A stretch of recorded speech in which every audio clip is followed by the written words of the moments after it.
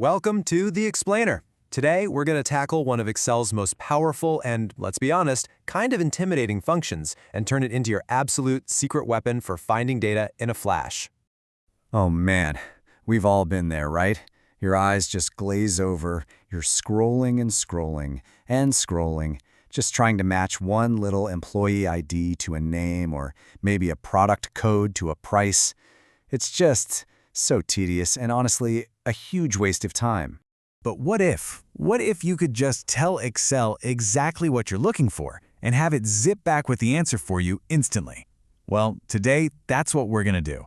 We're going to master the one function that ends that digital scavenger hunt for good, VLOOKUP. All right, so let's dive right in. To really get a handle on VLOOKUP, we first got to break down its name and what it's actually trying to do. And trust me, it's way simpler than you probably think.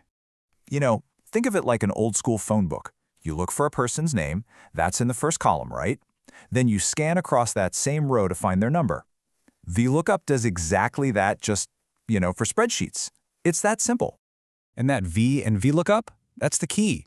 It scans for vertical. And all that means is it tells Excel to search up and down a column, which, when you think about it, is how most of our data is set up, isn't it? We've got our headers at the top, and all our data flows down from there. So it's basically built for the way we already work. Okay, so let's pop the hood on this thing. The VLOOKUP formula, yeah, it can look a little scary at first glance, but it's not some crazy line of code. Really, it's just a set of 4 super simple questions that you have to answer for Excel. And that's literally it. Every single VLOOKUP you'll ever write is just you telling Excel these 4 things. Number 1, hey Excel, this is the specific thing I want you to find. Number 2, and this big table right here, that's where you're going to look for it. 3, once you find it, count over to this column number, that's where the answer is. And finally, number 4, oh, and by the way, do you need a perfect exact match or is something close good enough? Okay, and that brings us to the most crucial point, getting that 4th question right. That's where pretty much everyone stumbles when they're starting out. And getting it wrong can lead to some seriously wrong answers.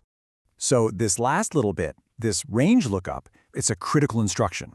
Are you looking for something unique, like an employee ID that has to match perfectly? Or are you looking for a value that just needs to fit into a category, like, say, a sales commission tier? That choice, it's the difference between finding the right salary and getting a completely random, totally incorrect number. So if you remember just one thing from this whole explainer, please let it be this. When you're looking for specific things, unique codes, names, IDs, anything like that, you almost always want an exact match. And the way you tell Excel that is just by typing a 0 or the word false at the very end of your formula. That's the golden rule. And you can see the danger right here on this slide. Look, when we search for ID 106 and we specify an exact match, see that 0 at the end? We get the right name, Pooja. Perfect. But if we forget that 0, well, Excel defaults to an approximate match, and it might just throw back an error. Or, even worse, it could give you the wrong employee's name entirely, and you might not even notice. All right, so you've nailed the basics, you've sidestepped the biggest pitfall. Now let's move on to the final section and see how we can turn this from a useful tool into something that saves you a massive amount of time. Think about this. What if you need to pull like 3 different pieces of information at once? Maybe an employee's name, and their department, and their salary. Now you could write 3 separate VLOOKUP formulas, one for the name, one for the department, another for the salary. And yeah, it would work, but it's not very efficient, is it? So what if I told you that with one tiny little tweak, you can pull all of that info with a single formula? The magic? It's all in that 3rd argument, the part where you tell Excel the column number. Instead of just putting in one number, we can use these curly braces to create what's called an array. So something like 2, 4, 6. This single command tells modern Excel, hey, go grab me the data from the 2nd, the 4th, and the 6th columns all at once. I'm telling you, this is a total game changer. Okay, so let's bring it all home. We've basically gone from being data hunters, endlessly scrolling through rows, to becoming data heroes who can pull pretty much any piece of information they need in seconds. And that's really the core of it, right? Just remember, VLOOKUP searches vertically, down that very first column. The The whole formula is just you answering 4 simple questions.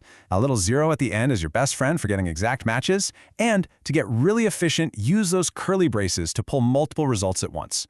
Once you've got that down, VLOOKUP stops being this intimidating function and starts being your own personal data assistant. And this is the real power, isn't it? It's not just about getting answers faster. It's about what you can do with all that time you just saved. What new questions can you start asking of your data? What new insights can you uncover now that the scavenger hunt is finally over?